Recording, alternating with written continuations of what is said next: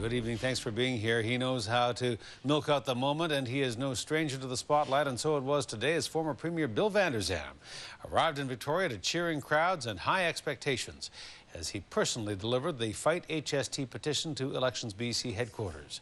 The harmonized sales tax will kick in tomorrow, and a lot of British Columbians are not happy about that. More than 700,000 have added their signatures to the petition drive. For Vander Zalm, this marks a triumphant end to the first phase of the anti-HST fight. But will his efforts survive a tough vetting process and a legal challenge? A News Legislature reporter Shachi Kurl has our top story.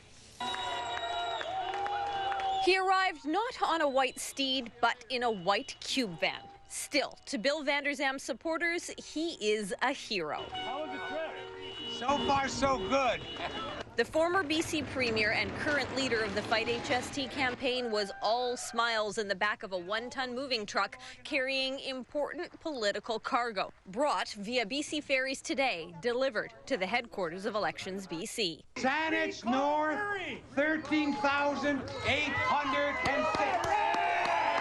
Supporters from the Comox Valley bringing fresh sheets to add to boxes filled with signatures from British Columbians in all 85 constituencies who want to nix the harmonized sales tax. Having taxes moved from corporations to consumers, there's a lot of people who feel that that's just not the way to run it. The 12% HST comes into effect tomorrow, adding to the costs of everything from a cup of coffee to a funeral service. The provincial government says the tax will make BC's economy stronger, make businesses more competitive. I've gone around the province and have the opportunity to sit down with groups and answer questions and explain not just how the HST will work, but why it's a better tax than the PST it's replacing. And I've had numerous people tell me after those presentations that they had signed the petition and then they were wondering how they could get their name off the petition. But more than 700,000 voters are saying they don't buy that. By signing the petition, they can't force the government to back down, but they could force a potentially embarrassing referendum on the issue. The effort that we've all been involved with has done more for democracy than anything other since Confederation.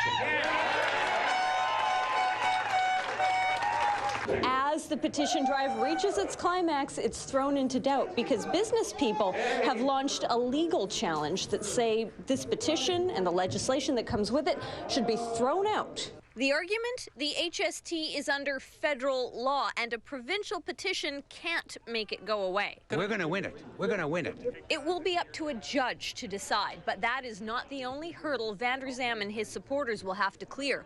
Elections BC will now have 42 days to check, double-check and scrutinize all those signatures. If there aren't enough, even in one of the 85 constituencies, the whole thing fails right away. If the petition fails prior to the 42-day time limit, we will make that announcement when it fails. But that is for a battle that begins tomorrow. This was Vander Zalm's day, be it a first victory or simply a last hurrah. In Victoria, Shachi Kurl, A News. And you can forget about saving cash in Washington state with a sales tax exemption over the HST. A judge in Washington has quashed for now the sales tax exemption that was being offered to British Columbians. The city of Bellingham and Whatcom County went to court to halt the exemption intended to attract shoppers across the border.